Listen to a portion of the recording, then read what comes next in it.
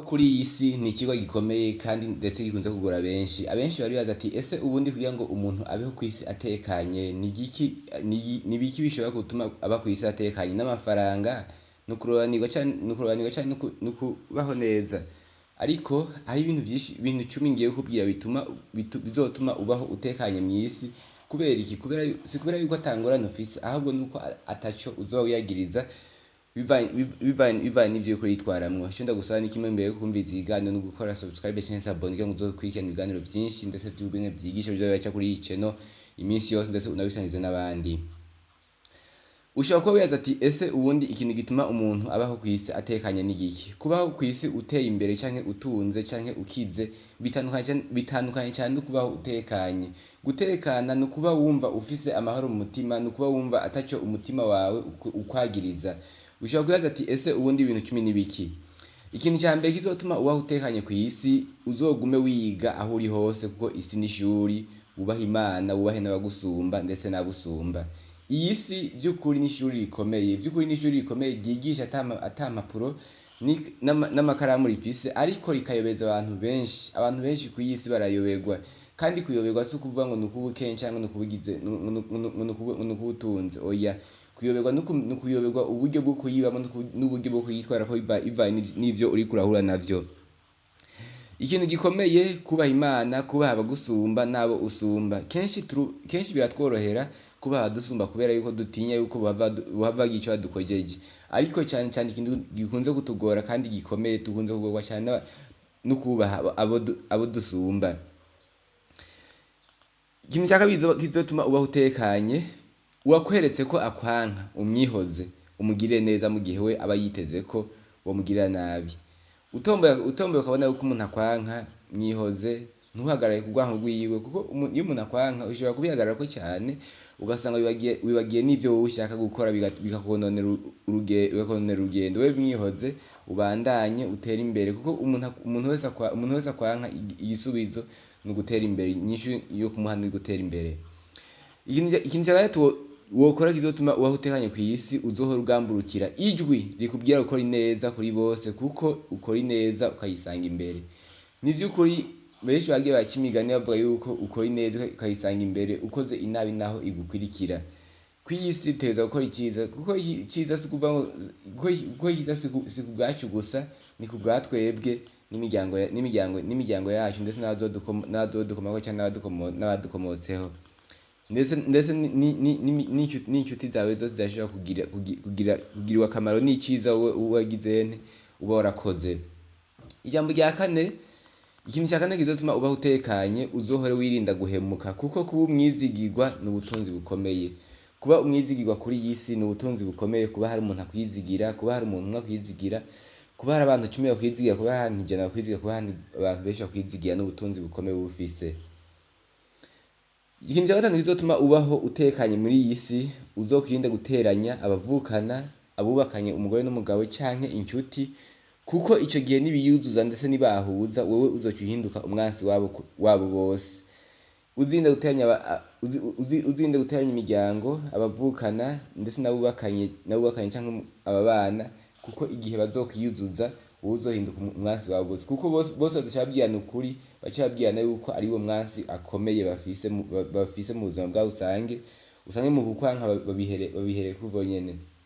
Ni ikintu gikomeye cane, kuko umuntu ashobora kuza kukubaza ibi na biriya, ariko nibamara kwiyuzuza bakayaga, kuko ico bapfana kizotegerezwa gusumba ico bapfa, wowe uzoca uba umwansi wabo bose. Usange nimba bari abagenzi bawe bose ubaburiyemo, kandi vyose bikuvuyeko.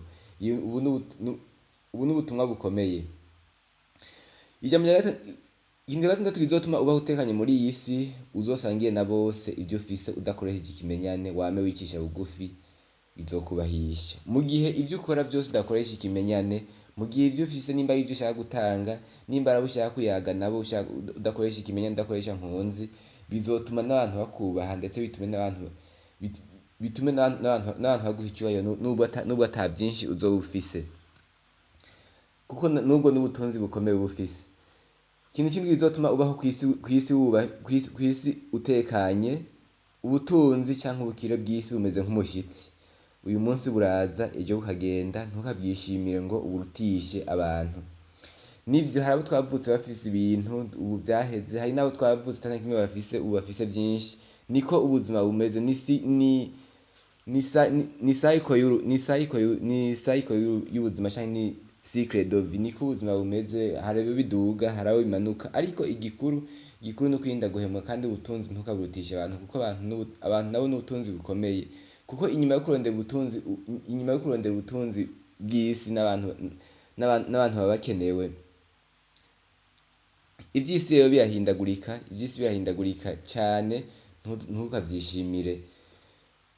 Ikintu c'umunani uzokora kw'isi kugira ngo ubeho utekanye, uzokora ineza imyaka yose uzomara kuri ino si, kuko ineza wakoze izosigarira vuga utakiriho, bituma abawe nabo bagira iteka ndetse babaho bubashwe.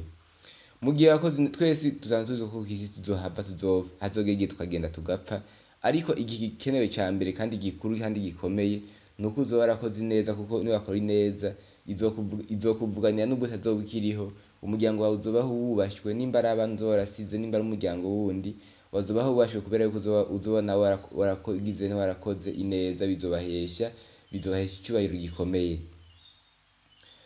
Ikindi cenda kizotuma ubaho utekanye muri iyi si,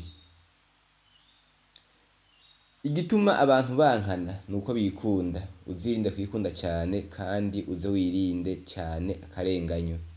Mu ngorane ziri mw'isi nk'ibice 98% nuko abantu bikunda, bashaka their own interest, cyangwa bashaka inyungu zabo, badashaka inyungu z'abandi. Mu gihe umwe wese yoshira imbere inyungu z'uwundi, nta ntambara, nta kico yosubira gutera mw'isi.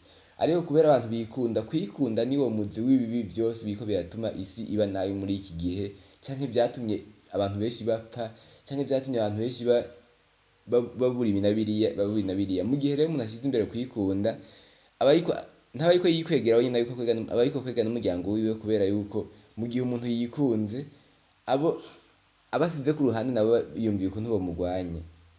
Ikindi kintu gikomeye gihanze isi muri iyi myaka ni ikintu bise akarenganyo. Kuko mu gihe uwurenganijwe akabona ko arenganijwe, nawe aca arondera ukuntu yorondera inguvu z'uko nawe yoshika ku vyashikako ku nguvu. Niyo mpamvu uzobona mw'isi hamira intambara buri munsi, zose ziva ku kwikunda ndetse n'akarenganyo, kuko nivyo bikomeye, nivyo bintu niyo ngwara ikomeye isi ifise, kandi isi yamye ifise, ituma abantu benshi babihomberamo, ituma abantu benshi bahapfira, ituma ibintu byose byinshi bigenda nabi. kubera abantu benshi bashyira imbere ukwikunda ku rugero ruteye ubwoba, ndetse bagashyira imbere n'akarenganyo.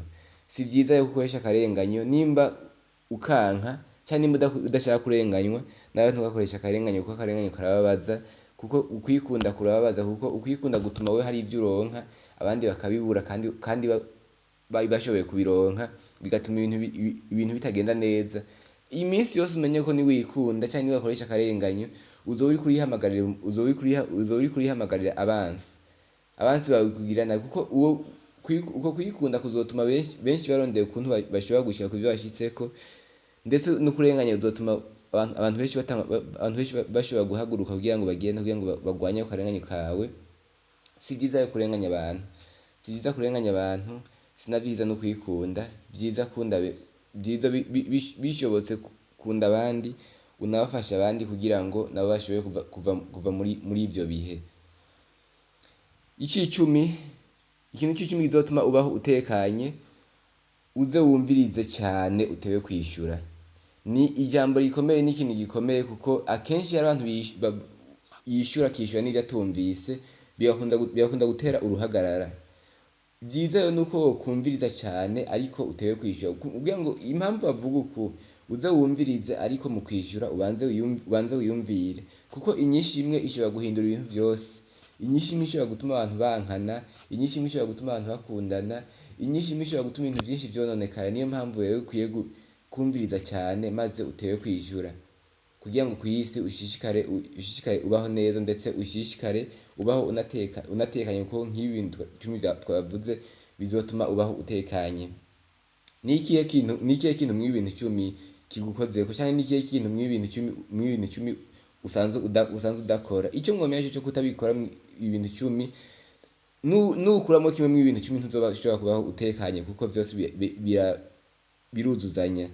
Mwakoze kumwe batwumvirije, ndagusaba ukore subscribe cyangwa s'abone kugira ngo uzokurikirana ibiganiro byinshi byo byaca kuri iyi channel ndetse byigishe. Ese mu ibintu 10 ni cyagukozeko ushaka kutubwira muri commentaire ndetse nabisangize n'abandi. Murakoze.